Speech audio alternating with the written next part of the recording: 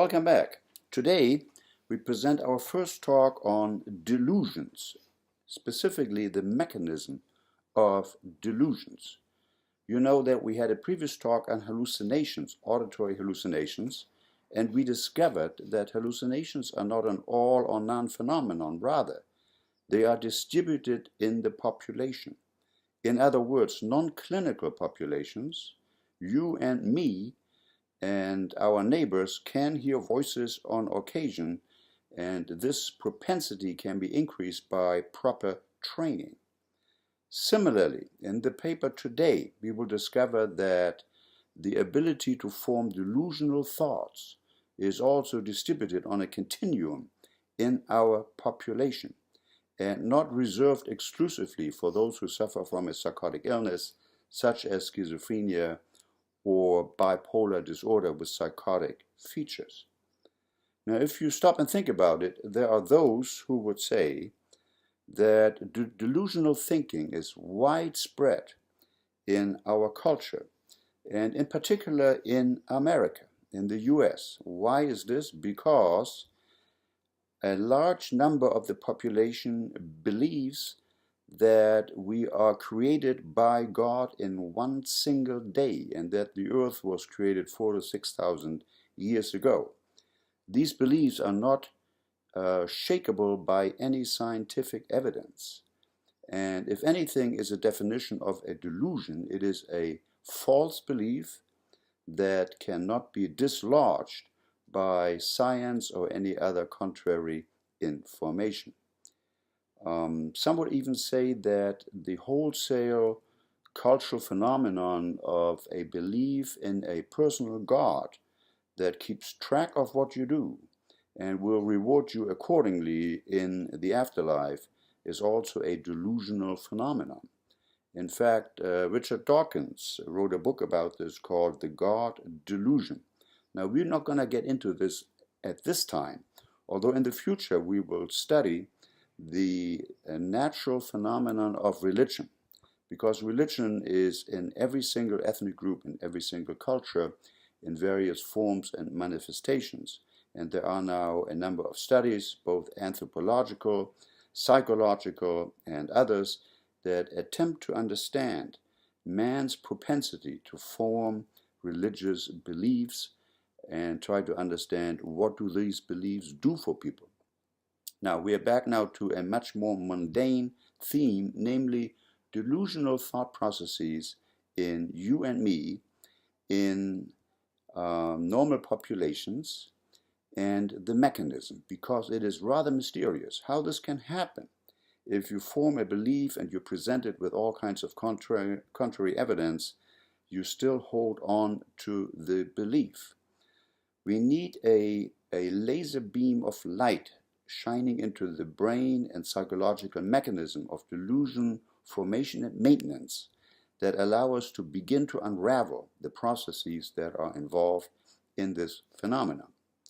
So here then is a very recent paper appearing in Proceedings of the National Academy of Sciences, Mistiming of Thought and Perception Predicts Delusionality.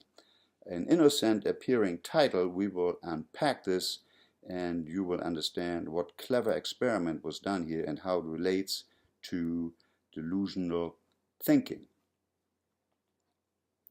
So the summary here talks about that the timing of thoughts and perception plays an essential role in belief formation. Just as people can experience in the moment perceptual illusions, they can also be deceived about how events unfold in time.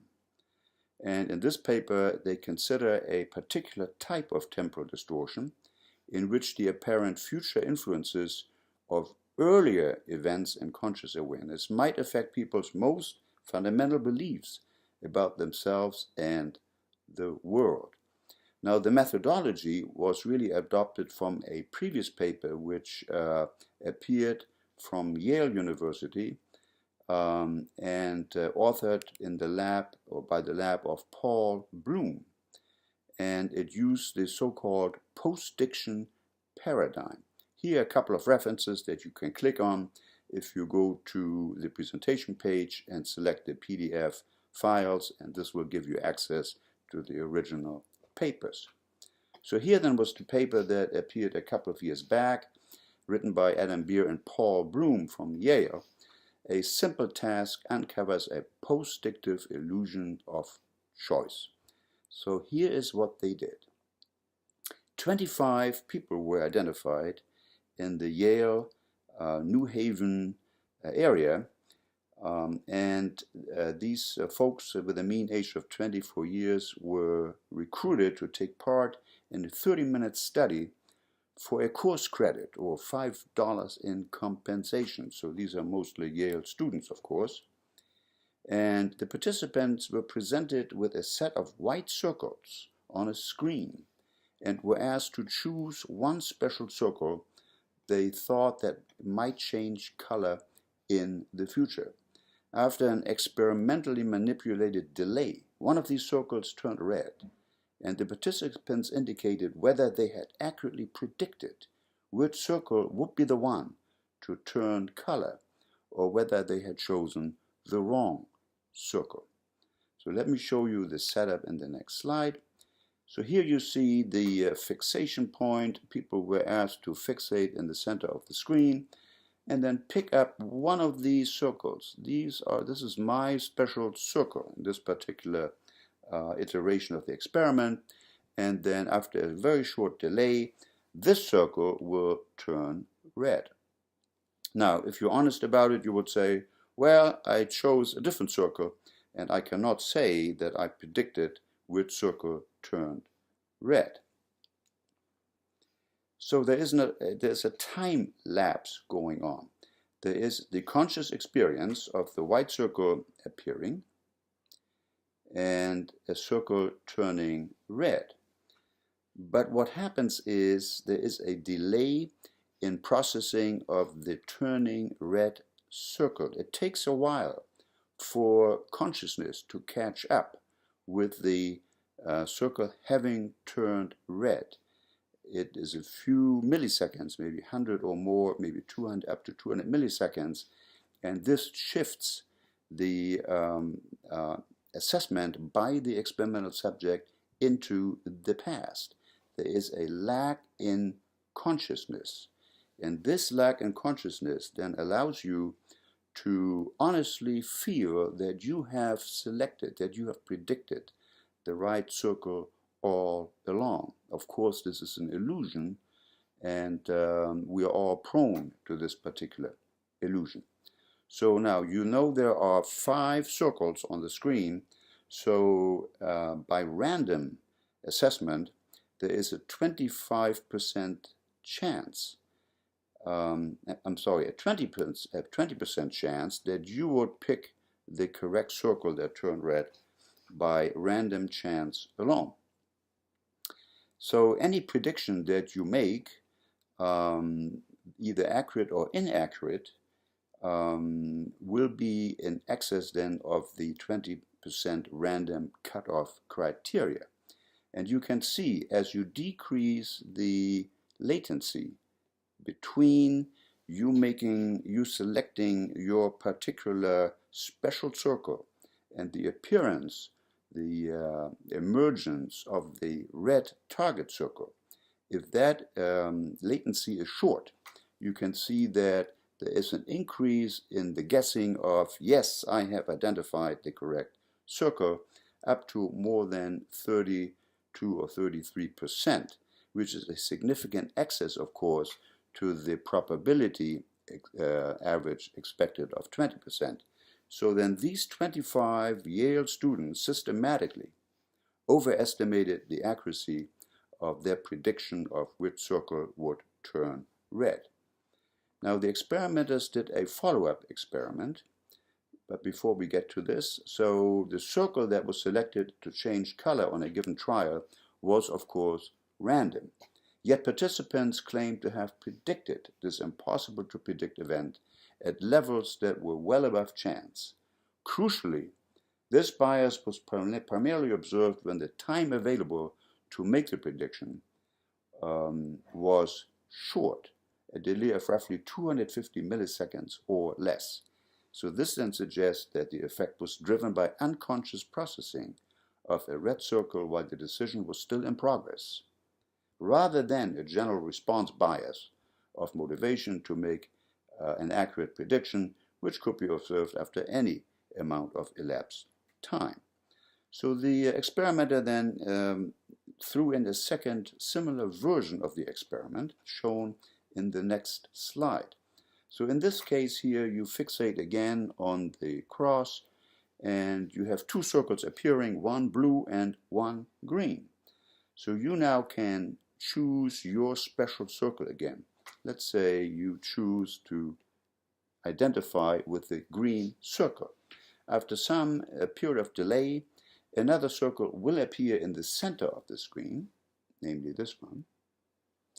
And in this case, the circle is green as well.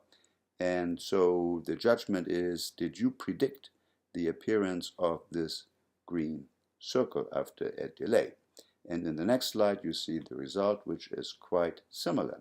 So again, you can see here that in this time there's a 50% criterion for randomness, and you can see that the wrong guesses went up to well over 65 or more percent.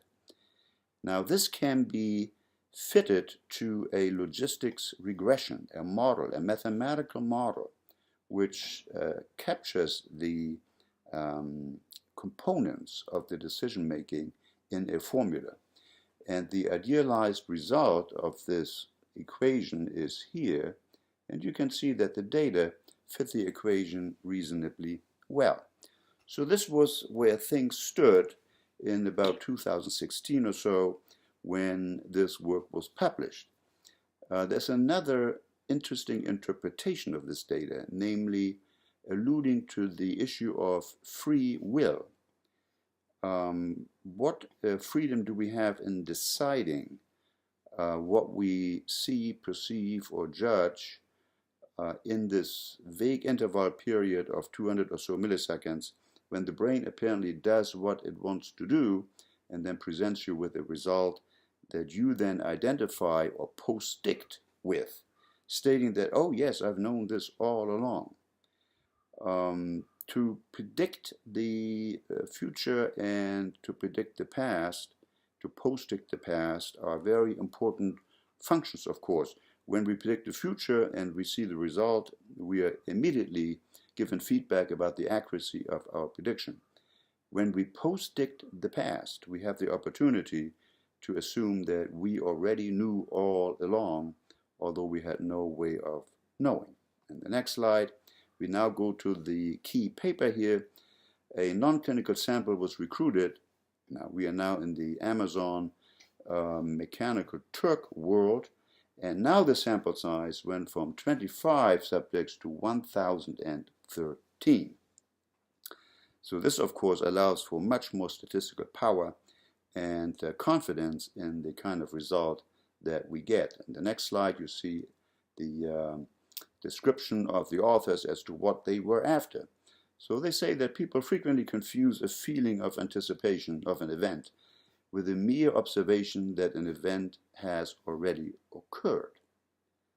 So the presence of delusions to suggest you have magical abilities to control objects or other thoughts through unnatural forces, to predict or foretell the future, or to read minds before words are spoken may be related to this post-diction phenomenon. If you ever watched a football game and the quarterback is about to throw a Hail Mary pass close to the 10-yard line, and the wide receiver is jumping up and stretching, you can see the people in the sports bar craning their neck and stretching their hand as though they can influence what is about to happen. They want, of course, the ball to be caught and carried into the end zone. Is the belief that somehow by strenuous identification with this entire scene, we can somehow affect the outcome, which of course is a delusion as well. So the participants' judgment of timing hinged on the integration of an external generated event, namely a square turning red, and an internally generated event making a decision. The next slide. Although delusional beliefs represent a prominent symptom of schizophrenia and other psychotic disturbances, psychosis is distributed across a continuum. Delusions and delusion-like phenomena are also present in the general population. And we will get to that in a minute when the punchline of this paper is revealed. But first to the experiment. And you can see that they used a questionnaire to have people rate their own thinking pattern as to their susceptibility of delusional beliefs. For example, did you ever feel as though people were reading your mind? You can say, no, not at all. Don't believe that that's true. Or you could say on a 1 to 5 scale, well, I'm kind of in the middle. And do you think about it a lot? Yes, it's on my mind quite a bit, but it's only moderately distressing. So this is then done for a number of things, such as, do you ever feel as though you can read other people's mind? The next slide shows you some other item. Do you ever feel as if people seem to drop hints about you or say things with a double meaning? For example, you come to the office in the morning, you feel somewhat insecure about the report you turned in, and you feel as though your coworker is looking at you funny. And your first thought is that he or she knows about the deficiencies in your report and probably has had an earful from the boss already, and so you jump to all kinds of inferences. Of course, none of this needs to be the case, although it could be. Do you ever feel as though things in magazines or on the TV were written especially for you? That's a pretty subtle item. In psychiatry, this is called an idea of reference, where things are happening in the environment or set up by somebody in the environment to somehow give you a message. Do you ever feel as if some people are not what they seem to be? Kind of the imposter phenomenon. That people are kind of strange, they're withholding information, they have maybe a double identity. Do you ever feel as though you're being persecuted in some way? Now this, of course, is much more in the paranoid spectrum and probably would indicate a more severe pathology. Do you ever feel as though there's a conspiracy against you? Likewise, this is more in the paranoid scale and perhaps more in the clinical scale. And so there are a total of 21 items that you can score, and the researchers did this and then used these scores to compare with the outcome of their post-diction experiment. Some more items here. Did you ever feel as if you are destined to become somebody important? Do you think you are a special person, or do you think you are especially close to God? Probing ideas of grandiosity, specialness, and so forth. Are you ever worried that your partner may be unfaithful? Now this is maybe not so uncommon. Do you ever feel you have sinned more than the average person? Probing the idea of sin, guilt, which is quite pervasive in Judeo-Christian cultures. Do you ever feel that people look at you oddly because of your appearance? Now that's probably a pretty common one. And self-consciousness about one's appearance, of course, is pervasive in our culture. Now here to the experiment, and now you're already a pro as to how this is done. They basically adopted the Bloom technique for post-dicting. You fixate here on a target, then squares are presented, a total of 5. You pick your favorite square, and then after a brief delay, one of the squares randomly will turn red. And then you are asked to make a prediction. Did you predict which square would turn red? And again, the statistics are such that in 1 in 5 cases, you have a chance to predict randomly the correct square, but otherwise you are on your own. And anything exceeding 20% in incorrectly identifying or post-dicting a square would be interpreted as you kind of using the 150 to 250 millisecond delay to change your own post-diction while you were still processing unconsciously the appearance of the red square. Now, these authors added a control experiment where they had again a fixation point, and then they had 5 squares, and then the screen briefly blinked, and then a red square appeared.